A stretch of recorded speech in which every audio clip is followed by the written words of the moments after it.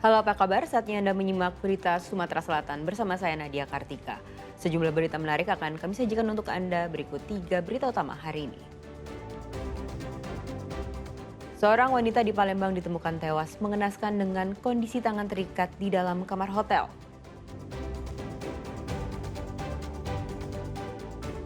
Komplotan begal yang merampas motor seorang ibu rumah tangga diringkus. Seorang pelaku ditangkap saat sembunyi di kolong tempat tidur. Warga panik melihat kobaran api dari pipa saluran gas yang bocor di permukiman warga kawasan Pelaju.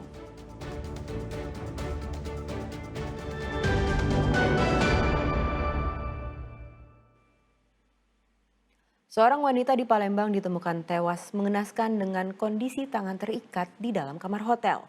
Diduga wanita itu menjadi korban pembunuhan. Sebuah hotel di Palembang ini mendadak ramai. Warga berkerumun saat mobil polisi datang. Ternyata seorang tamu hotel ditemukan tewas di dalam kamar. Bermula saat salah satu karyawan hotel yang menunggu tamu yang tak kunjung check out. Padahal jam sudah melebihi tenggat waktu. Pegawai hotel akhirnya mendatangi kamar dan tak ada respon dari dalam kamar. Saat pintu kamar dibuka paksa, tamu hotel yang seorang wanita ditemukan tewas dengan kondisi tangan terikat. Identitas perempuan.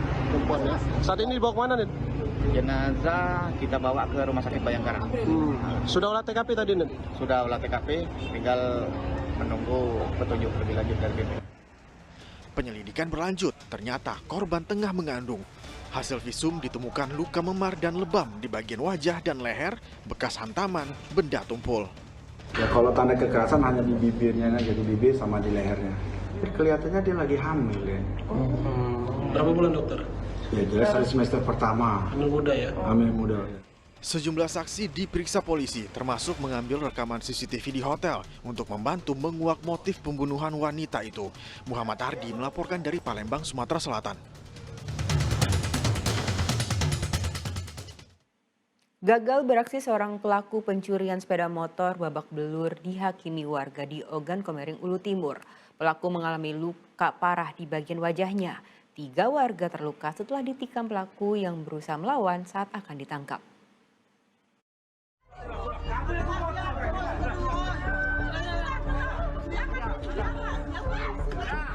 Warga meluapkan emosi, menghajar pelaku pencurian sepeda motor hingga babak belur. Pelaku ditangkap warga usai gagal membawa kabur sepeda motor yang tengah terparkir di halaman rumah di kawasan Pasar Martapura, Belitang, Kabupaten Ogan Komering, Ulu Timur. Kemarahan warga memuncak karena pelaku sempat menyerang warga dengan senjata tajam hingga melukai pemilik sepeda motor dan 2 orang warga.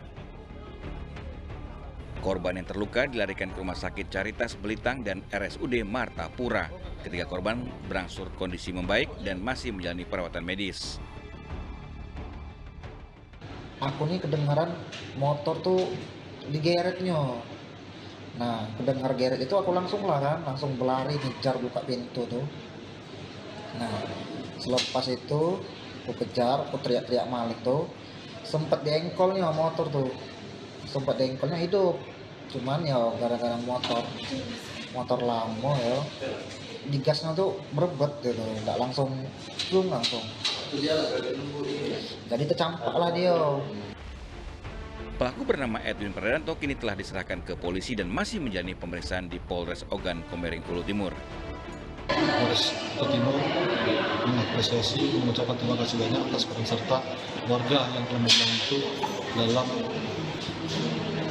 upaya pembekalan terhadap korban curanmor ini. Polisi menyita sebilah pisau dan sebuah kunci letter T yang digunakan oleh pelaku. Didi Irwansyah melaporkan dari Kabupaten Ogan Komering, Ulu Timur. Seorang pria di Kota Palembang nekat mencuri sepeda motor milik mantan istrinya. Pelaku mengambil kunci sepeda motor dari dalam rumah dengan cara menjebol jendela rumah. Aksi pencurian terekam kamera pemantau milik tetangga korban.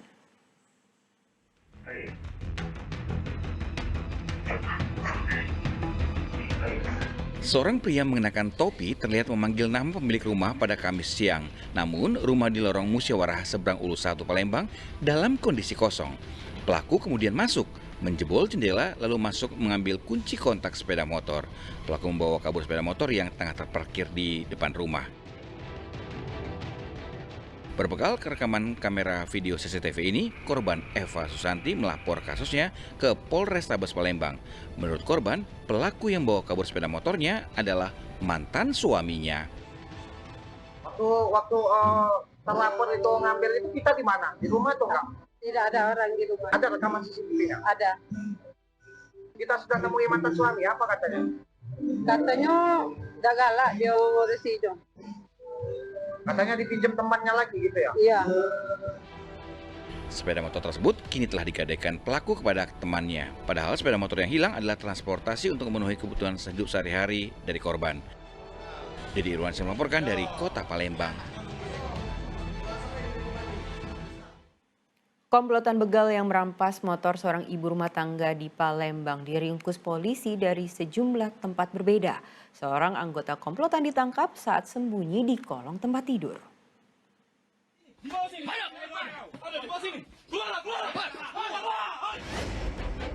Pria anggota komplotan begal ini segera keluar dari kolong tempat tidur ketika dikepung polisi di rumah kerabatnya di Jalan Bukit Baru, Ilir Barat 1, Palembang, Sumatera Selatan.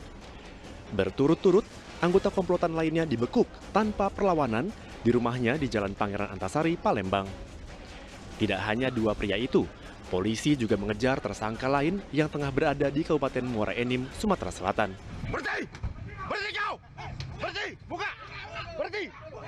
Ketiga pria itu merupakan komplotan begal yang ulahnya meresahkan warga. Karena dalam aksinya, mereka tidak segan-segan melakukan tindak kekerasan. Dari tangan komplotan itu disita senjata tajam serta pakaian yang digunakan saat beraksi. Sosok tersangka teridentifikasi ketika membegal seorang ibu rumah tangga di Jalan Raden Dencik Ashari, Alang-Alang Lebar, Palembang, 7 Oktober 2025. Tidak hanya merampas motor, komplotan itu juga melukai korban dengan parang.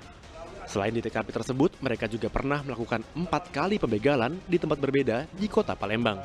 Modus operandinya dari 4 kejahatan ini adalah melukai korbannya dengan senjata tajam maupun senjata tumpul, yang pada akhirnya korban menjadi tidak terperdaya, menjadi takut, dengan demikian menyerahkan hasil kejahatan kepada para tersangka tersebut dengan mudah. Atas perbuatannya, tersangka terancam pidana maksimal 12 tahun penjara. Dedi Irwansyah melaporkan dari Palembang, Sumatera Selatan.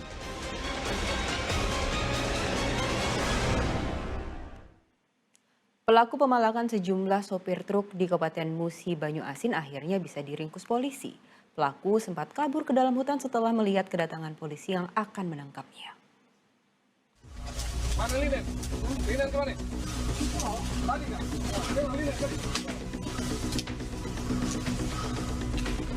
Polisi akhirnya bisa meringkus seorang pemalak yang kerap meresahkan sopir truk di jalan lintas Sumatera, tepatnya di Desa Lumpatan 2, Kecamatan Sekayu, Kabupaten Musi Banyu Asin. Pelaku yang bernama Effendi lari ke dalam hutan saat mengetahui kedatangan tim Bulserga Polsek untuk menangkapnya. Tetapi tanpa perlawanan berarti pelaku dapat ditahan. Polisi menangkap pelaku usai sejumlah sopir truk mengaku dicegat dan dimintai sejumlah uang saat melintas dengan nominal mencapai Rp100.000. Jadi motif dari pemerasan tersebut yaitu dengan mengancam kepada para sopir yang melintas akan merusak kendaraan. Bila mana tidak memberikan uang berkisar antara Rp20.000 sampai Rp100.000 per mobil. Sang pelaku pemalakan kini ditahan di Mapolsek Sekayu. Polisi mengimbau bagi para supir truk yang mengalami pemalakan serupa segera melaporkan ke polisi. Muhammad Ardi melaporkan dari Musi Banyu Asin.